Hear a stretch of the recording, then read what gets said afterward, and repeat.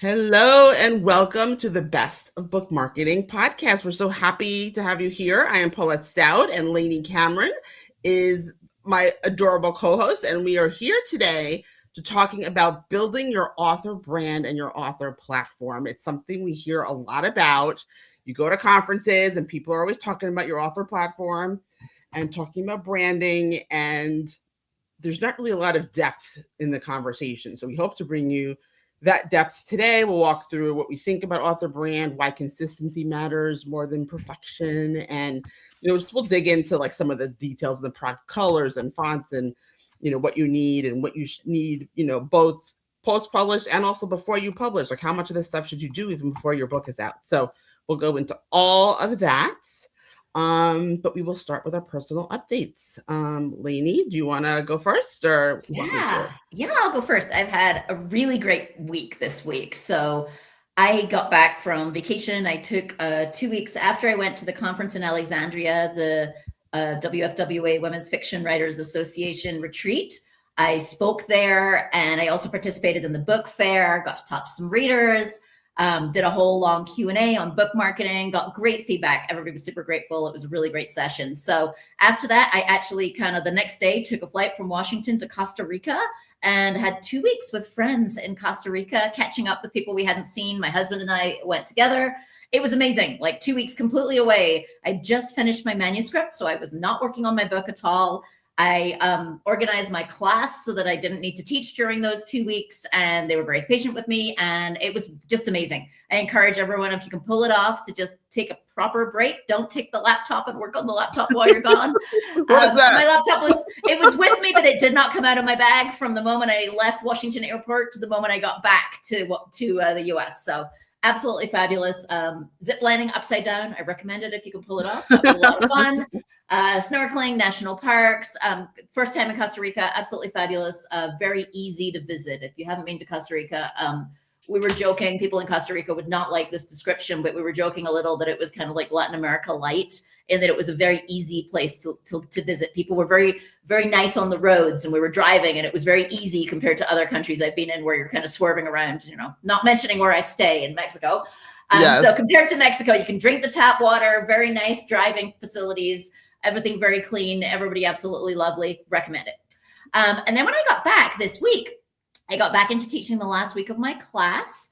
We're just wrapping up this current group, and I saw some phenomenal news from Namratha Stanley, whose memoir Vineyard Melody is just come out, and she was part of my previous class. And Namratha's book got picked up as a movie option. She has put many years into building contacts in Cannes and in France around the movie festival. So this stuff doesn't happen out the blue. It's a long time, building relationships, a lot of work thing. And I want to credit her with that because she made it happen. But yeah, it's going to I think it'll make a great movie if the option moves forward, but it got picked up, which made me very happy. Whenever something really cool happens for my past students, I'm like cheering for them down here in Mexico. Yes. And last thing, I started querying my second book that I have just finished. I have an ideal publisher that I would like this to go through if I could get it there. And that particular publisher needs agented submissions. And so I'm working to find the right relationship, the right agent who has relationships with that publisher, and also who would be a great partner for me with this book and beyond potentially. So I sent out my first 5 queries this week, and I got 2 full requests from agents I really like. So cross all your little everythings for me there. It's crossed, baby. It's crossed. Yeah. And it's a long process. And I'll give people a tip. I did something this time that I'm really happy with. I put a filter on my email for the name of that manuscript. And everything that comes in with Erasing Grace, which is the name of the manuscript, goes out of my inbox into a separate query folder. And I choose when to go look at it. And that way, if I do get rejections, it's not hitting me sideways on a Tuesday afternoon when I'm not ready and I'm about to go do a presentation or something. So yeah. I'm finding that really nice. I'm still checking it more than once a day, but it feels like I have a lot more control over the process as opposed to it hitting you sideways when you're not expecting it. So thoroughly recommend that. That's a great tip, Lainey, because I know I'm drafting my thing. I am hoping to query, which is something that I haven't done in like 20 years. So it's a very different game these days. So when I queried my little murder mystery from 20, 30 years ago. So cool. Were you? I don't want to cut you off. Are you Last done? thing, I'm Yeah. coming to Paulette's area. We were just chatting to see if we could make it to get together in person.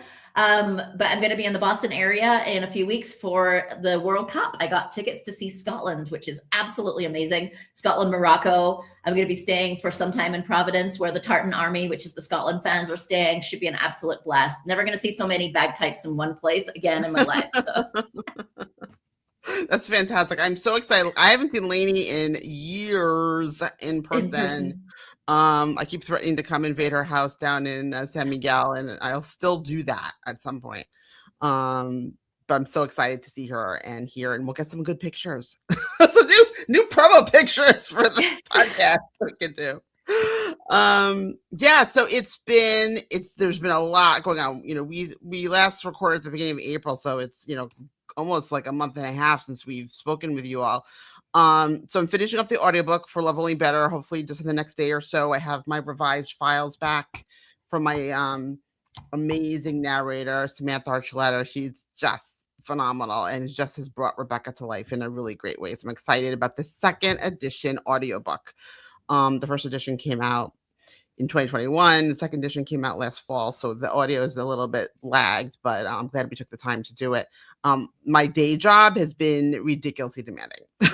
It just is sapping all the life force out of me and leaves me a blubbery mess at the end of the night with like scrolling on my phone. So my creativity has been a little bit sapped, but I'm trying to make time for that. I've just restarted my pottery class that I go to with my husband, and I love, kind of expressing myself with a physical object. We're all like up in my brain all the time. So it's nice to have like a creative outlet that's not related to typing on a computer, as Lainey was just saying. I did 2 events in the New York area in April. One, I spoke at a conference, the Liberty State Fiction Writers, which was a fantastic event. I did a session on making sense of writing the sentences, all about upping the sensory experience in your writing. And it was just the room was jammed, and it was, people came up the whole day. What a great session it was. I am doing this session in July for WFWA. So if you are not in Liberty State and you want to hear that presentation, I'll be doing it there. I also was a bookseller at BookCon at the Javits Center, New York City. I'm sure you've been seeing a lot of stuff on social, both pro and against BookCon. It was a really great experience to be there. 20,000 fans. It was like dizzying having that many people, but it was just very, part energizing being around so many people who love books. So that was fun. Just being with people who appreciate books and love books. Definitely was a very heavy fantasy crowd there. So I write contemporary, so I sold my books, but it definitely felt like it was a little bit of like a con experience. But that was a great thing. I posted about that on TikTok a little bit. So if you are interested in hearing my thoughts more in real time, you can go back and watch those videos on TikTok. Follow me at Paulette.author. I'm trying to build my vibe on TikTok, and it's growing a little bit, so I'm excited there. Otherwise, I'm just writing my next book. Doesn't have a title. Soft like romance. I'm just making my way through, and I was trying to pants it and it wasn't working. So now I have it outlined. I'm trying to figure it out. So lots going on, but not a lot of more new book news. So do you want to talk about the merch here? Yeah, well, we're going to talk about it in the little promo spot as well. Yeah, I think that was just leftover from last time, but we have merch, and we will talk about it more. You know what I need to do, Paulette? I need to order some merch to your house so that I can get it from you when I am in Boston. That's a really great idea. I'm going to do that. Okay, so I say we get into it, because brand and platform, fun topics. And I think the topic I want to start with is, what are brand and platform? What does this actually mean? Because we hear people use them in all kinds of different ways. In fact, when I do my class, I do 2 weeks. I do 1 week on branding and 1 week on platform. And one of the things we start with is what is the definition of what these things are anyway? So I have a pretty strong opinion on this, but I want to start with you, Paulette. What do you think of as what is an author brand to you? I mean, to me, an author brand is, you maybe use the same words. I'm sorry if I'm stealing them, but it's kind of like a promise. It's what are you signing up for when you engage with this creator, and it's, in whatever platform, whether that's social, reading the books, reading their newsletter, what is the type of experience this person brings to the table? Because when people go to books, the purpose of genre really is to kind of guide people towards something that they like. So a brand is like that expression of you as a person and also of your work that helps people understand what they're going to get when they engage with your content. So and you can express that in a lot of different ways, and we'll go into that. But that's what I think of brand. And platform is really kind of like the public facing interface of how you engage with the world. And that's like your website and, the podcast, content creating, social, email, in person, how you engage with the world, and potentially how big an audience do you have within your sphere, So if you're a big author, your platform is very large. If you're, John Grissom or Kennedy Ryan on the romance side, and you have people lining up around the block to see you, you have a really big author platform. You have access to lots of people natively, like kind of organically. That's kind of how I think about it. How do you think about it, Lainey? Yeah, I think you and I see this very similarly, the same way. So I was just looking back at my slide from my class, and I say on that slide that slide is such an old school term. It dates me. What do you call it? They're not even slides anymore, whatever they are. They're slides. Yeah, slides comes from when they were actually physically slides that you put in the projector machines. Yeah. Like from the 50s. But anyway, author brand. I have exactly what you have there, which is it's your promised reader experience. So it's that promise of an experience. And one thing, when you think about a promise of an experience, it's going to be an emotional thing, right? Like an experience is a set of emotions, right? And so it's promised reader experience. And I would even add like the emotional experience. So platform, exactly what you said to me, is your methods of reaching out to readers with that promise of experience.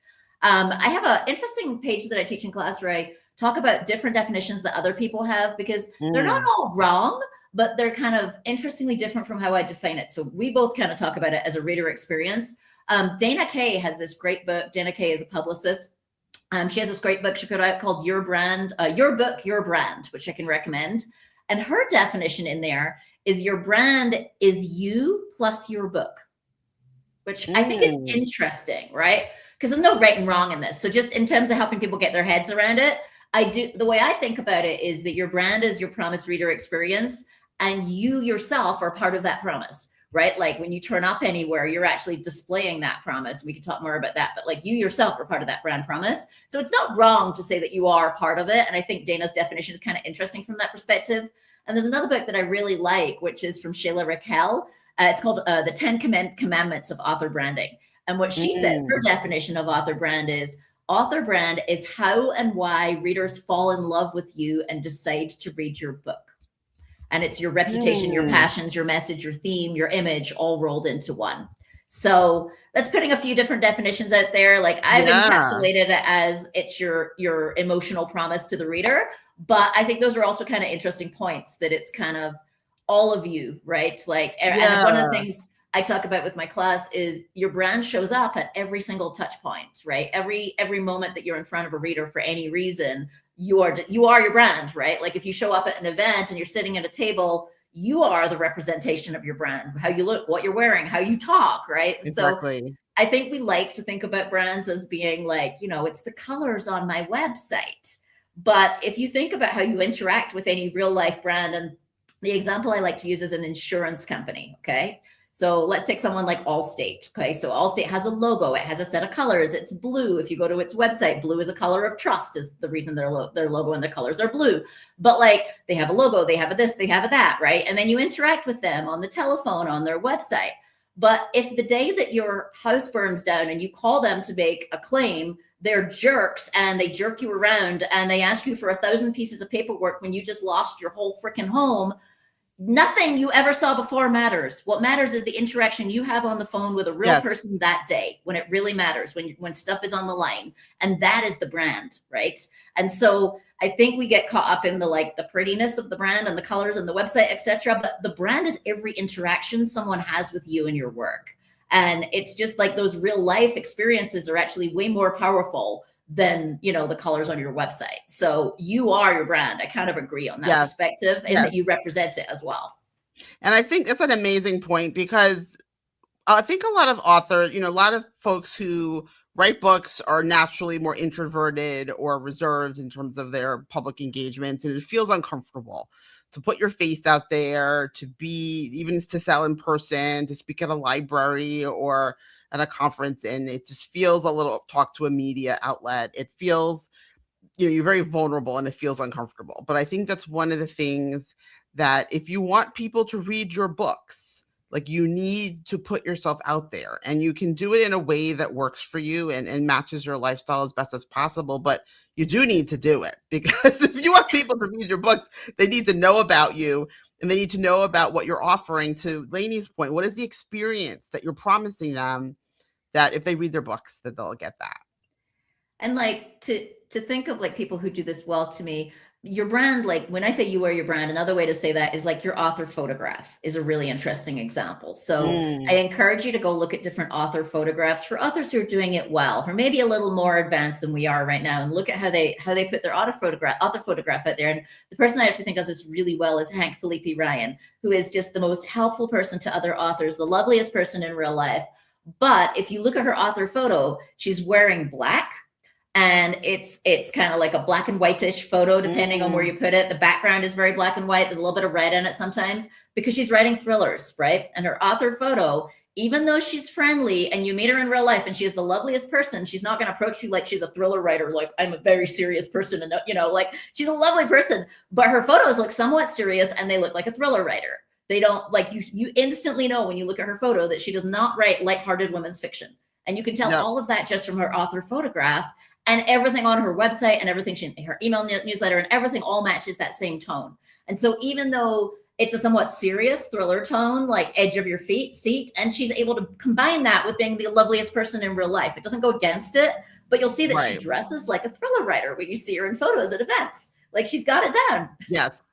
Yeah, and it's funny you're mentioning the dress, because that's something I'm very conscious of. When I sell in person, I just don't show up in whatever t-shirt I rolled out of bed in that day. I present myself in a way that I want to be perceived, that kind of reinforces my author brand. So it's the colors I wear, it's how I style my hair, it's my makeup, it's my own demeanor and engagement style. I'm very, fun and engaging, and I feel my books are fun and engaging. So I try to kind of reinforce that brand essence in how I engage and how I show up. The photography you're talking about, when I did my photo shoot for author headshots, I did a lot of facial expressions, like funny expressions and things, because I wanted to be able to bring that fun side to my different like newsletter lists and social and things in different circumstances. It's not always appropriate given the circumstance, but I wanted to have that kind of quiver of photographs that were in different styles that matched my brand, which was kind of like a little fun and irreverent.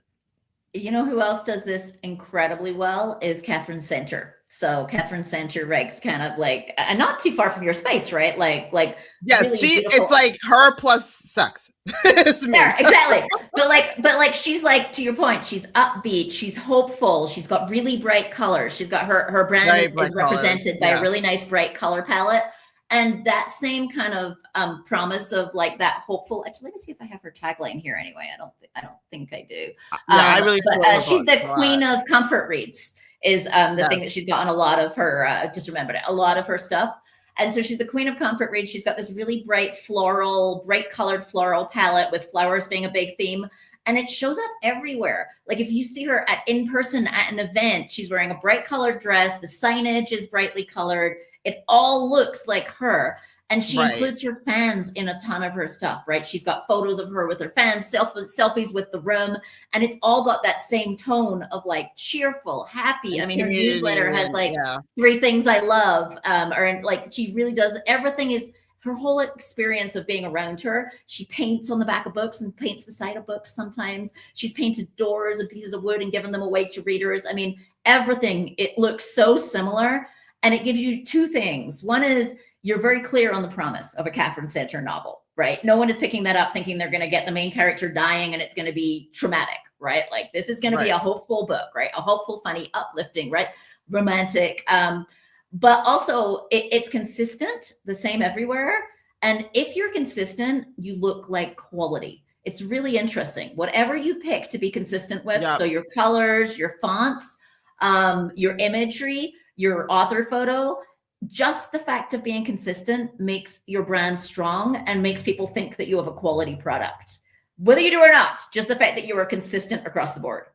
And I think the reason that is because it looks intentional. It looks like it's done on purpose, it's done with forethought, and like you've actually put some consideration into it versus I'm going to be all over the place with different colors and different typefaces and different whatevers. And it looks a little helter-skelter. And then it's like, are your books helter-skelter? Because how you show up to the world is a little frazzled and disjointed. So I think the consistency piece is really important. Yeah, and the other thing to think about with the consistency is I encourage everybody to have a color palette. So you want a color palette that represents your brand. So if your emotions are calm and steady and ocean, you're going to have some blues in there. You see women's fiction, right? That's why you see women's fiction covers in pastels, right? If your emotions are more like gritty, hardcore, you're going to see darker tones in there. If your emotions are more like proper typefaces with straight lines and edges and things. Yeah. Mm-hmm. Yeah. And so you're going to have some consistent colors that represent that promise, right? That emotional promise. And then you want to use the exact same color everywhere. So people get this wrong. They kind of go, well, there's 5 colors on my book cover. So I'm going to take those 5 colors and I'm going to use one of those 5. No, you got a color and it shows up everywhere. And then you've got some background colors, some contrasting colors that you can use to vary it up. But you really want to be consistent, and it doesn't necessarily match your book cover. So a lot of debut authors, they think that their brand is their book cover, and they do their website to match their book cover. Sure. They get a URL to match their book cover. I'm like, right. They get a URL but like everything is around the book cover, right? But you have to see yourself as an author who's going to have 5 books out there or more, right? At some point, hopefully, right? Hopefully you're not a one book and I'm done person. Maybe you are, then don't worry about it. But assuming you're not a one book and you're done person, listen to what I'm saying right now, which is you're going to have a palette of colors that is going to last you at least 12 to 18 months. I would prefer you stick with the same palette for 3 to 5 years, given the choice. And so that goes way past your book cover. And so actually you're somewhat better having, in my opinion, a palette that is complementary to your book cover, so that when your book cover comes on top of it on your website, it looks great. Yes. But is not necessarily the same as your book cover. And I think this is a misunderstanding that a lot of people have. They think their author brand is their book cover of their first book. Yeah, that's a huge mistake. Sorry, folks.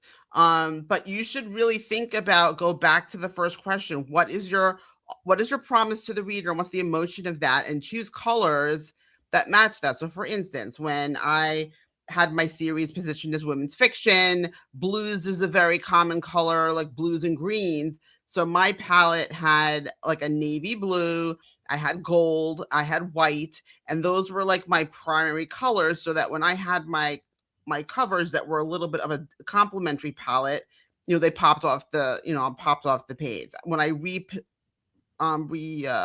position my brand into the romance category, I changed those colors. I have a pretty hot pink, black, and white, and those are my primary palette colors, and I just swapped everything to those.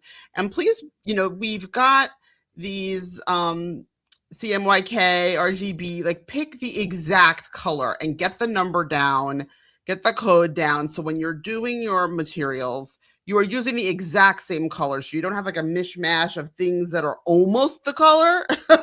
Like, know what color it is, and use that exact color. It's not hard. It's not cards. You just get, what do you call the number with the hash in front of it? I don't actually know what that's called. It's the hex code. Yeah, the hex, or the one with the hashtag in front of it. CMYK is just 4, digit number. Either get your hex with the numbers or your hashtag with the letters and numbers, and copy it directly into the color field. If you're using Canva, you can just copy paste that code and it'll give you the exact same color. And that is the easiest way to do it. If you have Canva Pro, you can save those as your brand color palette, and then you just click on them each time to apply them to something. And I also really like if you can work out what your primary color is. Sorry, I don't mean a primary color like red, green, like crayon primary. I mean your first color, your most important color. Okay. If you can work that out based on emotion. So for example, my most important color is a teal, and that's to do with it came from corporate. Women's fiction teals are very popular as well. It's kind of an energizing color as well, that says it's going to be a fast-paced kind of promise of value that I'm giving the reader. So it's going to be upbeat, fast-paced. a little bit more serious than a Catherine Center, for example. So I've got that primary cut, that first color, which is a teal. And then what I do is use a palette generator around that primary first color. So I keep saying primary, confuse people. The first color, the most important color that your lead with color. You choose your lead with color, and then there are tools out there that will actually generate a palette around that. And it's actually kind of like a lottery machine or a spin the wheel. What do you call the machines in the casinos where you like? Oh, slot machine. A slot machine. Yes. Yeah. So you start with this main color in the middle and you just keep hitting the button until you find a surrounding palette that you like. Now, obviously, you could go pay a fancy designer to do that same work for you, and I'm sure it would be, some level of degrees better. Not enough that I could spot it, but I mean, somebody could maybe. But for most of us mere mortals, that is a great way to do this: is get to your primary first color based on emotion, and that very much depends on the emotions of your book. There are sad colors like grays, browns, beiges, dark blues. There are calming colors like baby blue, like green, like lilac, like mint. Like these are calming colors. There are energizing colors like teal, like turquoise, like emerald green, bright reds. And then there are like happy colors like yellow, oranges, pinks, peach. Lots of resources out there to help you do that. Just Google like color emotions and you'll find it. But once you've got that first color, I really encourage you to just use a palette generator, and it generates surrounding, contrasting, and complementary colors. And you literally hit the button until you find a version you like, and you're like, that's it, I'm good to go. And I would wager, and if you are one person who is comfortable using AI, I would go into Perplexity, ChatGPT, whatever, and say, please generate a color palette for me. Talk about your books, talk about your brand promise. Give me 2 primary colors and 3 complementary colors. And, you probably could get some nice starting points there that can help you when you go into Canvas to kind of see what the codes look like. And you say, give me the hex codes, and, you can kind of play hex around codes with that. Yes. And the palette generator that I use, no commission or anything here, it's a free palette generator, is called Color Mind. So I'll put the link on the episode page, but it worked pretty well. And I've been very happy with my color palette, and it's super easy when you go to create images. Like if you're using Canva or something, it makes it so easy because you just take a template and you change it to your brand colors and fonts, and you're done. Like it's super easy. It instantly looks like you. You don't have to go to the ends of the earth to make a design look like you. You just change the colors and fonts and it looks like yours. Right. And talking of fonts, I think that's another good decision to make, and sticking with a few, I've got 3 fonts that I primarily use. I've got a primary font and complementary fonts for got headlines and body copy and different things. And you would want to choose probably a serif font, which is a font that has the little tags at the corners of the letters. And then you would have a sans serif font that has clean edges, straight lines, no little tags on the end. And then a very legible copy. And there are certain trends in terms of typefaces with certain genres too. So you know what those are. Take a look at what some of the other people in your spaces are and play around with some typefaces, because the typeface you choose also helps you feel. Lainey was talking about having the teal be a little bit different, a little bit energizing and not ordinary. You don't want your typefaces to be ordinary. You don't want to be rolling up with Arial, or Aptos, which are like the default fonts for Microsoft. It feels like it's not considered again. You haven't put effort into shaping your brand. So I would look at the different typefaces, and I would also make sure that they're legible. There are a lot of really beautiful typefaces out there, especially in the script styling and the they're hard to read. They're not easy to say, yes. On like social graphics, I see them on signs, even just like local signs around, people running for, I'm like, that is the worst typeface for driving by at 35 miles an hour. We're not doing that in our space because we'll be online and whatever. But even when you're scrolling on social, a little curly Q, really fine font on a light, it's not gonna be legible. So make sure that whatever typeface you choose are appropriate and legible. Yeah, a little too decorative. Yeah, too decorative. Don't go with fonts that you have to lean in to try and work out what the letters say. Your purpose is to be understood first. Don't go for a pretty over easy to be understood. Yeah, and that says something too. If you can't read the typeface, that is saying something about your brand. That is communicating that maybe it's good, but you're gonna have to work for it a little bit. So if that's not the message you want to communicate to your readers, choose a different typeface that'll make it easy, accessible, enjoyable, enhance the experience when they engage with you, and they will make, that will give something positive about your brand.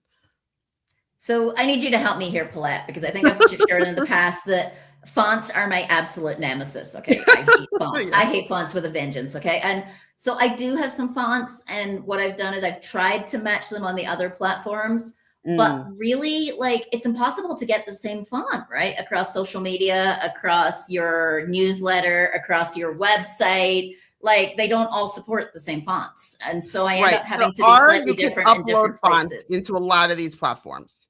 But not like social media, for example. Like, you have to use what's in Instagram, for example. Well, and Instagram has its default fonts. So where would you be changing the typeface in Instagram? You'd be using your post. When you're right, you're using one of their default fonts. I do a lot more of, I think I would just choose one that is like legible. I use strong a lot on Instagram, for instance. There's bubble, there's different styles of letters. Again, it's the legibility and consistency. So but you can't be like 100% consistent across everything. 100%, right? Like, but with color, you can. With color, you can absolutely use the exact same color. But with fonts, and this is where I'm like, please tell me how I can do this better, Paulette. But with fonts, I feel like I'm constantly trying to find a close match because you can't get the exact same one, let's say on social media versus your newsletter versus your book cover. Right. So if you're like in your newsletter platform, like MailChimp, on Canva, you can upload fonts. So that's an area where you can control it. But places like Instagram and TikTok, where, if you're just making fonts, I would choose a style of lettering and try to use that. Maybe choose a couple. You can do one that's maybe more playful and fun, and one maybe if you're saying more edgy things that you want people to like hear and communicate, and maybe they're more countercultural takes. Like I think you'd want to have a few fonts that you choose that tonally match the types of posts you make. So if you're like making happy posts, then the bubble letter, I know you use a bubble letter, like that's fine for those, the bubble lettering. But if you are saying, if you're doing critical political commentary on things, you might not want to use a bubble font. You might want to use a strong font, which is, kind of a little bit bold and block letters and that kind of thing.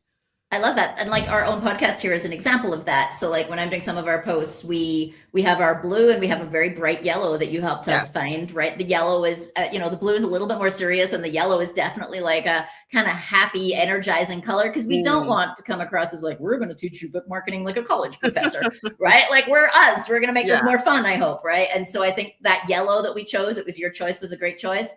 And we do use the bubble. I use the bubble font on some of our posts and some of our reels, but absolutely, I'm trying to make it a little bit more fun, right? It's very deliberate. We don't want to come across like dry professors telling you about this. Right. And I think that you also want to make it legible, right? So having the blue and the yellow together gives us a lot of options for combination. So if you look at the Best of Book Marketing logo, we've got yellow with the neon glow on that. And it's like a different, I think it's like mistily or something. That's our typeface. But then you can add effects to some of the letters if you're not, but it's still contrast and legible. So you'll see the common theme we're talking about is the user experience. Is it readable? Is it legible? What is it telling me about you by looking at the colors and looking at the typeface before they even read the words? Seeing the typeface and the colors is saying something. So just be aware of how you're communicating through these nonverbal cues, and then you kind of look, hopefully it's adding to what you're saying versus like, becoming a contrast and undermining your message. If you're saying something serious in a fun way with pink and bubble letters, like it kind of contrasts the message. So make sure the fonts and the colors matches the message. I'm gonna use you as my call a friend next time I have to do something with a font. Because I hate fonts so much. Yeah, I'm a little bit of a font geek. Sorry. So talking of fonts and typology, I think our little sponsor segment, we were going to talk about our Life Gets Lifey merch for a second again. And I'm actually going to have fun because I'm going to go shopping on the website and see what I can get and send to my Boston. Now I just thought of that.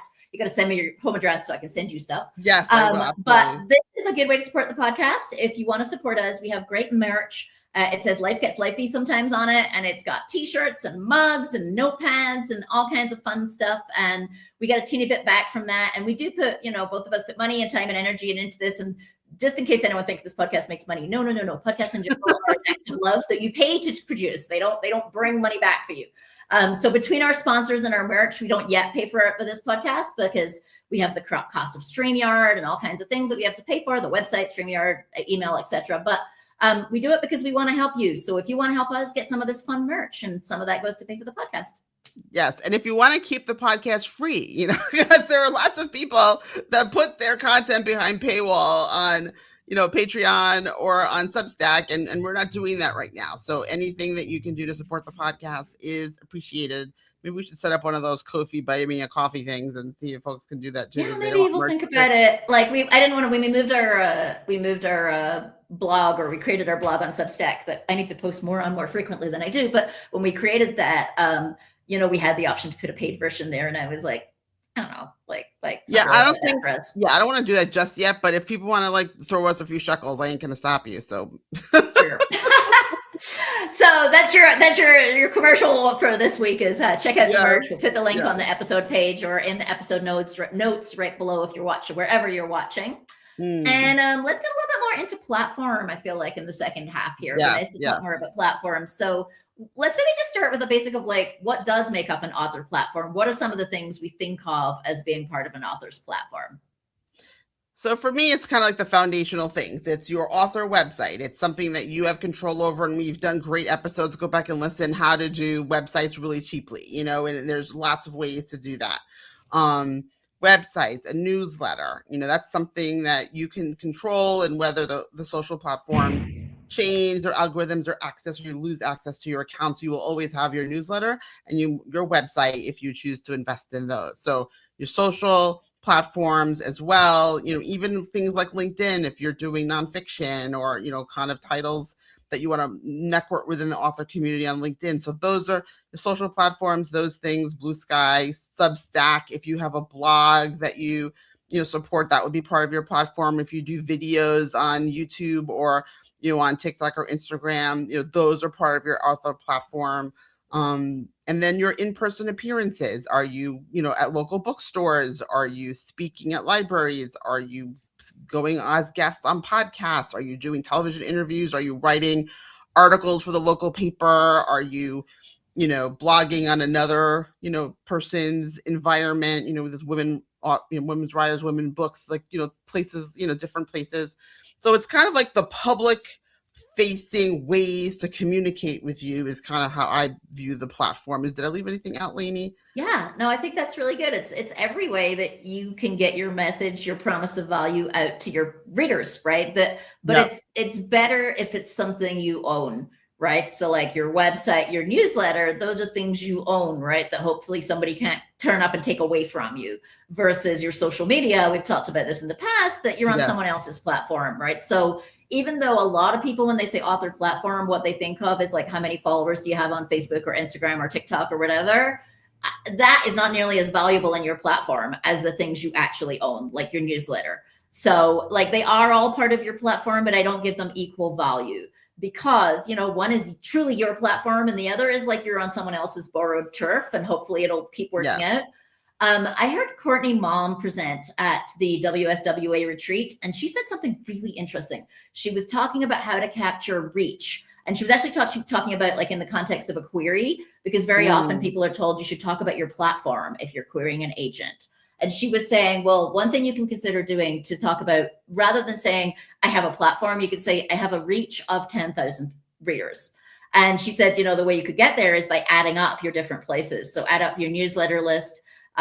If you've got a Substack, if you've got like a social media presence, if you wherever else you turn up, you got to and then she was like, one way you can do that is to add it up. So I added mine up for my query that I just wrote, and I put in that I have a reach to 20,000 readers. And that's because I've got my newsletter, 8,000. I've got my Instagram, 8,000. I got a couple of thousand on Facebook. We've got 1,000 on the podcast Substacks. It all adds up to 23. So I said 20. Yeah. But I'd never heard it put that way. That think about just totaling all your presence to quote your reach if you're trying to convince someone of your platform and what kind of platform you have. I love that. I love that a lot. And I think also, I wonder if there's an element of that, whether how engaged they are too, so if you're someone who has a pretty engaged community, so when you post, people are commenting, people are liking, people are doing, you might be good to kind of qualify, have an engaged community of this, If you have a good open rate on your newsletter, I think that can demonstrate engagement. So I think that that's another maybe element to maybe pair with it. I don't know if that's just pulling that out of my butt here, but that might be. Let me just give a quick plug, seeing as I referenced some great teaching that Courtney Maum did. That she wrote the book Before and After the Book Deal. So if you're not familiar with that book, it's a really good insight kind of behind the scenes in publishing to think about what you need to do before your book comes out and after. It's a little bit more towards traditional publishing. Not all of her stuff is. She has an amazing Substack, also called Before and After the Book Deal. But that book is phenomenal. If you've got a debut and it's coming out in the next 24 to 36 months, go read that book. It's really great at kind of walking you through everything you need to think about. Yep. And we'll put that in the show notes as well. I've been adding all your book recs into the comments here. So if you watch thank you. If you go over to YouTube, you will see these written down in the comments of ours. Awesome. So what are we going to talk about next? So consistency, we talked about a little bit, right? The more consistent, the better. Be consistent across all of your different places that you show up. What about this one? One. I think that one of the big questions that people have is, where do I need to be? And how often do I need to be in these places? And I think, there's a lot of FOMO going around. There's so many platforms, there's new ones, starting up, and, some people are on Pinterest, and other people, when they left, X and went to Blue Sky, and, there's all these different, we had this trouble with, TikTok, and all of a sudden Lemonade was popping up, so there's all these different platforms. And I think what is good to do is to look inside yourself and figure out what works for you in your life. Even with your newsletter, I do my newsletter monthly. Other people do their newsletters quarterly, weekly, some people do it multiple times a week. It also depends on, what's your audience and how often do they want to hear from you and how engaged are they? I think that can help determine the frequency of some of these things. Sorry, something just shifted in my closet and just made me jump. I was moving my stuff around. Oh my God. I'm sorry if you heard that. That was made me jump there. It's so funny.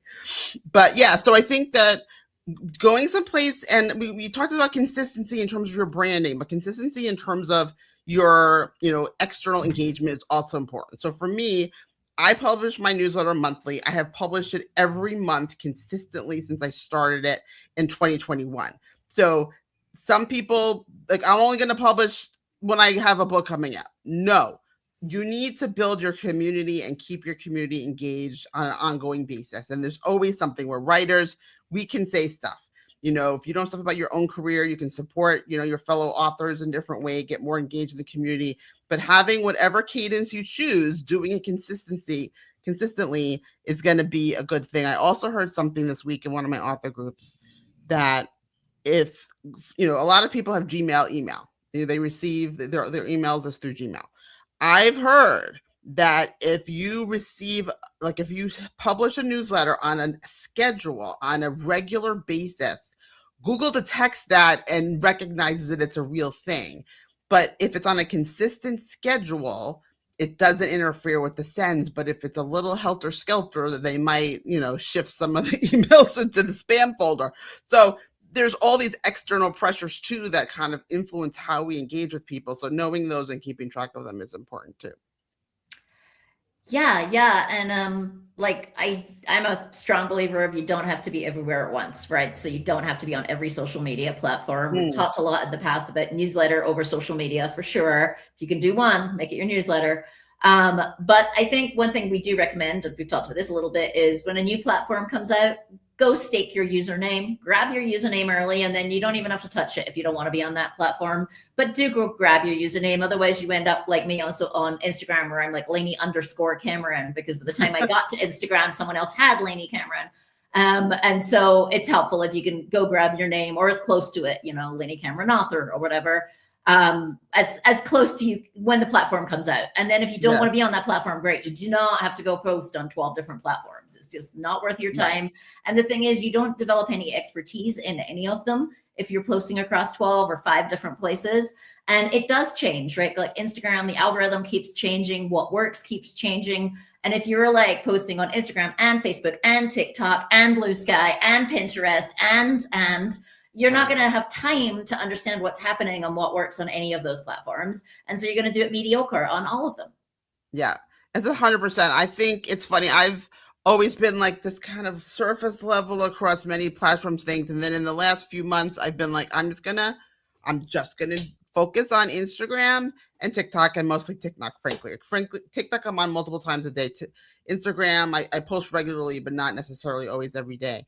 But for me, I've all of a sudden seen like an uptick in followers. It was taking me a really hard time to get followers, and all of a sudden the algorithm, the platforms want you to be active there. So I'm getting more familiar with how the algorithm on TikTok likes me to do things because I'm there consistently. So, and I like making videos and I like being funny, and like my author brand is like I do all these jokey audio things. So how you post on the different platforms should be suit your personality, because we don't want this to be torture for you, right? So if you don't like having your face on video, or you don't like using the format of video, then you can choose platforms that are more writer focused, on Substack, on Blue Sky. You can even do Facebook, you just write it and have a picture.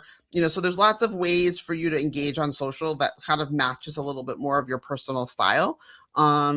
But it is just, I was in a work meeting because I, work in marketing. We have a lot of data that, video is, it's already been a huge medium, but in terms of share of voice around things happening, video is really the number one medium. So if you not comfortable with having your face on camera, there are still many ways you can engage on video. So maybe there's something we can do on that in a future episode, Lainey, of how to engage on social. And actually, I have the perfect person to come help with that. I'll talk to you about afterwards. Good. Yeah, I think it'll be a good thing, because I think it's important for people to be in, pick a few and go there and explore video as a medium in ways that works for you.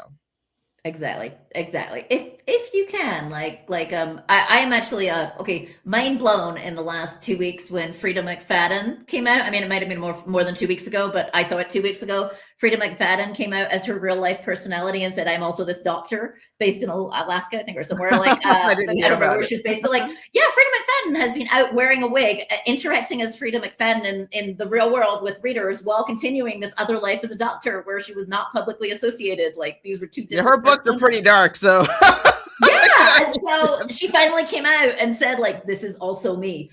And you can see when you put the two photos together, but she wore a wig when she was out as Frida, and nobody was making that connection that this was the same person that and she had good reasons. That's fantastic. And so I don't know, for some reason it made me think of that. Like you can pull it off. You don't have to necessarily, be your real person even.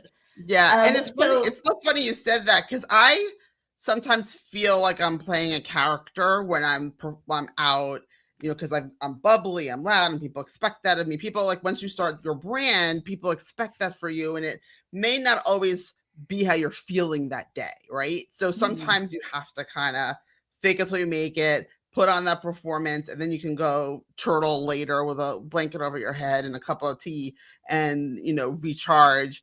But the persona that you put out in the world is an expectation, and you'll want some consistency around that too. But I also say, don't do it if you hate it, right? If you truly don't even know, for sure.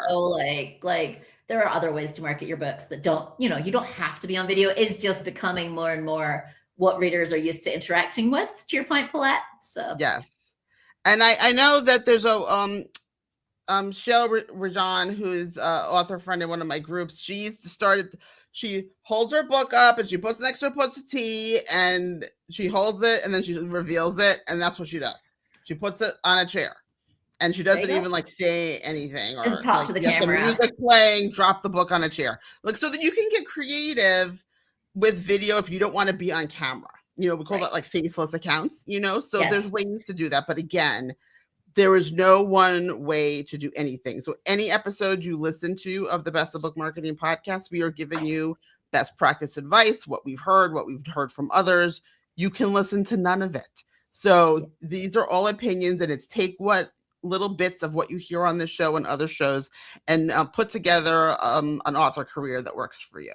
Yes. Although I will say on the branding, if you show up as a different color every single time your book or you shows up anywhere, it is going to be hard for people to recognize you over time because you're going to look like a different person every single time. And I mean, in terms of like your communications, your emails, everything, if it changes, if it's like a spin the wheel of colors, you are going to have a hard time building your brand. I agree that you shouldn't ignore that. I take back when I said ignore things. There are some things you shouldn't ignore on this show and on our episodes because we're kind of smart. We've been there and like we're trying to help you avoid mistakes.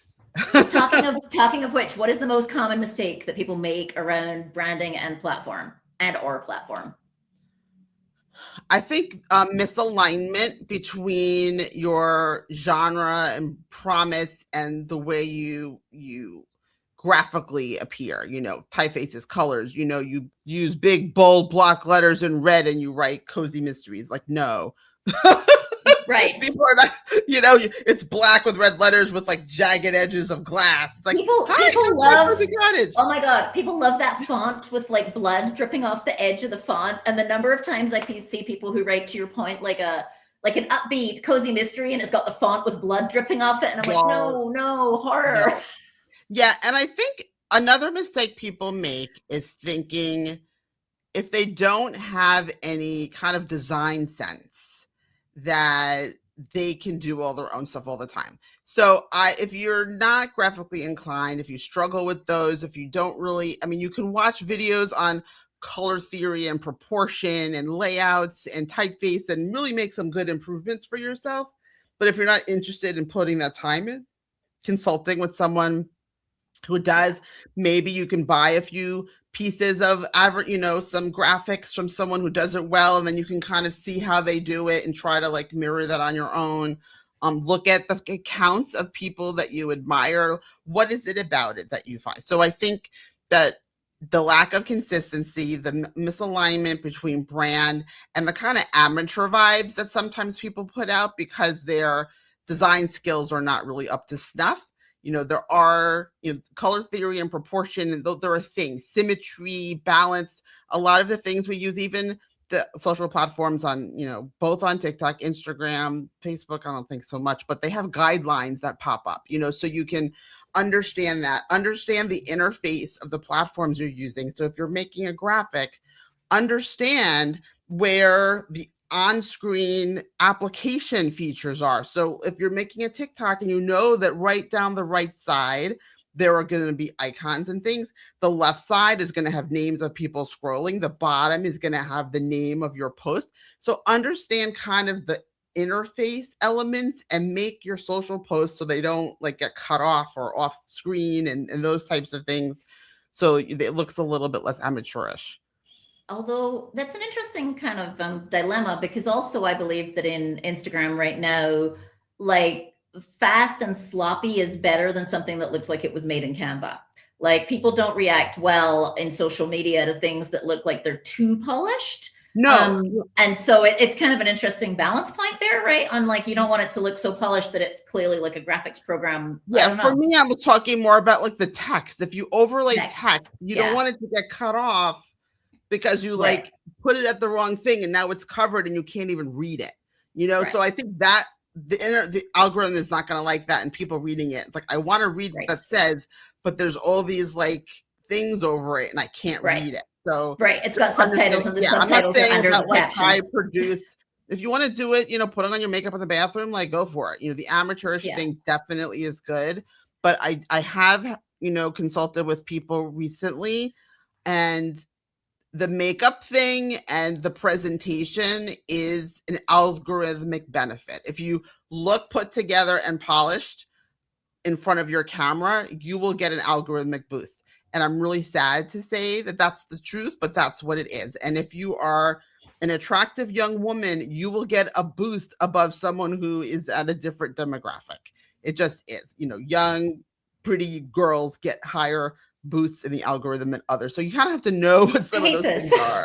Okay. It's sucky, it's, But then you also get the opposite. You also get like, maybe, I don't know. I don't know, there's some 80-year-old grandmas who are incredibly successful on TikTok. So like the content has to do that. But if you're kind of in the fledgling stage, some of these things can help. But I think it's also the quality of your content. Are people watching it, knowing, I'm just like into TikTok, so it's on top of mind for me, but knowing what the algorithm wants. It wants people to watch the video in full. It wants people to engage with it, and it wants people to like it and whatever. So for me, I'm making very much shorter videos so people watch it. And so it's just like knowing some of those. On Instagram right now, it's all about shareability. So if you want a video to go viral, it's more to do with how many people share it with other people than anything else. Like shares counts much heavier than anything else weights at this moment. They keep changing the algorithm, but at the second, you really want to think about the shareability of your content. Are you creating something that someone else might want to forward to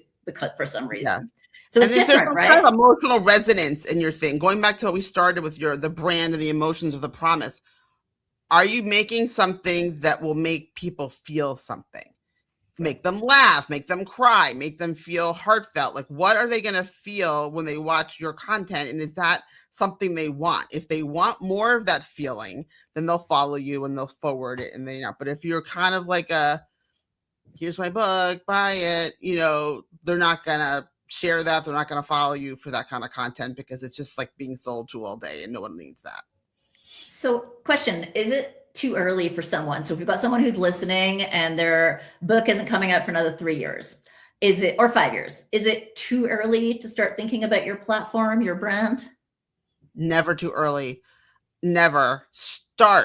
Start doing something now, because it takes time to not only for you to kind of find your groove and find your voice and what feels authentically you that you can sustain over time, and you'll also evolve over time, obviously, but get out there, be consistent, choose something. Like before my first book came out in November of 2021. I started my newsletter in like February. I had a reader magnet and I was running like a free giveaway to get people on my newsletter list. I was running Facebook ads to build my author platform, to build my newsletter list before the book launched, so that when the book launches, I have someone to tell. Because otherwise you're screaming into a void and no one's hearing you, so it's nice to start building that community, that platform, and establishing and solidifying your brand as you do that before your book launches, because that will make your book launch that much more successful. You'll have a community of people to reference and to engage, and you'll have more confidence in how you talk about yourself, how you present yourself when you're doing book promotion, because you've practiced a while before the book even came out. I don't know. What are your thoughts, Lainey? Yeah, totally. Everything you said. And then I was thinking about like some of these things we've been saying around color and fonts, and like, does someone really need to do that 5 years before their book is out? And I would say, I think 5 years before your book is out, you should start to know what that promise of value is. What is your emotional promise to the reader, right? Are you writing a tearjerker? Are you writing uplifting, happy novels? Are you writing about surviving grief? Like, what is that promise of emotion for the reader? And start to think about A, building your newsletter, and B, making sure that promise of value, promise of emotion is coming across. It's okay if you don't decide on your final colors until 6 months before your book actually comes out. But from there, I want you to be super consistent and not change it, right? Like for at least a year. I would say longer. So I was just thinking, like, if I'm listening to this, are you telling me, Lainey, I have to pick a color 5 years in advance? I don't think I am. I think you can afford to keep playing a little bit with the colors until you're a bit closer to publication, but you should know your promise of value, your emotional promise of value, and you should start your newsletter. Yes. And also know that things need to be refreshed as over time, because the marketplace changes, the reader expectations change, you change as an individual creator. So yes, these things will evolve over time, but like within, some finite period, you like that consistency that Lainey's been talking about. And then you can be consistent with a new thing if you feel like an evolution is needed, but it could also be like a subtle evolution versus like a revolution, in terms of your branding. So, because you want people to recognize you over time. So, when Lainey is putting out the podcast stuff, I would like to think that when you're on Instagram and you see a bright yellow and blue post, you're going to think of the Best of Book Marketing podcast without even seeing what it says. And it might make that affinity. And I'm sure that everybody has creators that follow that have a very consistent social presence, and they maybe just change the message every day, but they have the same layout, they have the same colors, and it's them because they've established that brand with you. And that's what we're talking about. Exactly. So I think we should go to our last question here. We're at the top of the hour. What's the one takeaway? If a listener walks away from this episode, like what's the one thing about author, brand, or platform we want them to remember or take away from this? I would like them to think about it and invest some time and some curiosity in themselves in investing and creating one for themselves, because it's very organic. It's free to do. There's no reason not to, except for maybe people are uncertain about how to go about it. So I would say, bookmark this episode, look at some of the resources that are out there around branding and author branding, and we can maybe put together a little cheat list. Maybe that'll be a little thing we can do about resources for brand. But it's really just, who are you? People want to know who you are if they're going to buy your book, and it's helping people understand who you are in a really quick, nonverbal way. Yeah. I think for me, I would say you don't have to do it all. We're consistent, right? I'm like a broken record on this, right? You don't have to be on every social media platform. You shouldn't be on every social media platform. You don't have to do it all, but where you are doing it, work out how to be consistent. So work out your color, work out your promise of emotional value, and make sure you were consistent with that everywhere that you show up. But don't try to do it all. Yeah. And I think in terms of the consistency, it's so important. Maybe pick one social account where this is going to be your book account, and you're really going to do like book stuff here. Because the algorithm will then anchor you within the book space. And then maybe have someplace else where you post about your cat and your vacation and your whatever, So, just, it's something to think about. You can also make duplicate accounts in the same platforms. I have 2 TikTok accounts. One is my book account, and one is where I scroll and watch like goofy, Bravo junk, but I don't want them thinking that I'm a Bravo person on my book account. So, thinking a little bit about that consistent brand is also kind of like how you engage with some of these social platforms that are not yours. If it's your newsletter, you can do whatever you want. Yeah, and I'm probably not the best example of that because my socials are not only my book stuff. I go back and forth on that, but also, but I think, but no, I'm going to disagree with you there, because your brand, going way back, and people who love you like I do, travel and lifestyle is a really big part of the Lainey Cameron brand. The nomadic author going to different countries, like people are interested in that, and people are very interested in you in that. So when you're in the Philippines and breaking, going viral on TikTok, people are excited about that. So I would disagree. I would say your life is part of your brand. And my next book is actually about a digital nomad, so that's not bad that it is related. I like. Thank you. You're making me feel better, because I was thinking I'm posting about my dog a whole lot these days. No, people. So yes, but it's not just a dog. It's like a Mexican dog, so it feels exciting. A Mexican husky who is dealing with the 90 degree temperatures with his double coat right now. Oh my God. Yes. Well, we're not going to talk about the fact that he, while we were out for dinner last night, found his bag of treats and ate all of his treats. I swear to goodness, that dog is just like, if it is out, he is eating it. I'm thinking about the medication situation. Like, right? Oh my goodness. Yeah, so far we've had an. Now when people like books and movies about the dogs. I'm reading a book now. I'm gonna need a book with a dog in it. Clearly, I'm reading the book I'm reading right now. I think it's the Happy Ever After playlist by Abby Jimenez. Like, I love Abby Jimenez. Like, she does romance without like some, I don't know. She just makes really human, vulnerable, entertaining books, and the dog is a really big part of this story, and is on the cover, by the way. So that's a good. And element. Hey, while we're talking books with dogs, because we love recommending books too, Camille Pagan's book that just came out, Dog Person. Oh yes. It's a romance. It's told from the perspective of the dog. It's amazing. I gotta get that one. It's funny because I'm not a dog person, so I saw the book. I was like, but now I read this book with this dog in it, and definitely had lessons in chemistry with 5:30 or 6:30, whatever the dog's name was. There's lots of these fun books that have animal characters, even Remarkably Bad Creatures with the octopus. Like, it's fun to have like those like kind of quirky elements in your story. I love your book. I can't wait for Lainey's book to come out. I can't wait to read it again, because I read an early copy. I thought it was near perfect, and then she went and did all kinds of things to it. So now I'm really curious about what she changed in it, and I'm gonna have to wait. But I'm reading We're reading Exit Strategy in my book group this week. So if you haven't read Exit Strategy, go get Exit Strategy. Give it a go. You're the best. That's my first one. And the one she was talking about is my second one, currently called Erasing Grace, which I think will come out in 27, based on the fact that I'm going to let it query for a few months and see where that lands. And then my original plan was to self-publish it, and that will be my plan if I don't land the right agent, because it's got to be a good agent partnership. Yes. But we'll see. Give it a few months and see where it goes.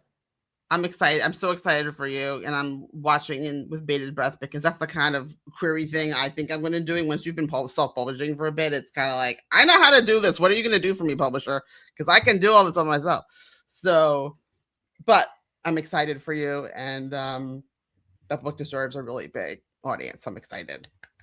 All right. Well, thanks everybody for listening. Thanks everybody for listening. Go buy my books too. Yes, absolutely. Go buy Paulette's fun, topical, sometimes controversial topics, but really fun and well-written romances with happy endings. Yes. And if you like to buy direct, you can buy right from my website, and it will go right. It's the same book you get at Barnes & Noble for like less money on my website. So yay. buy direct. All right. See y'all next month. See ya. Bye.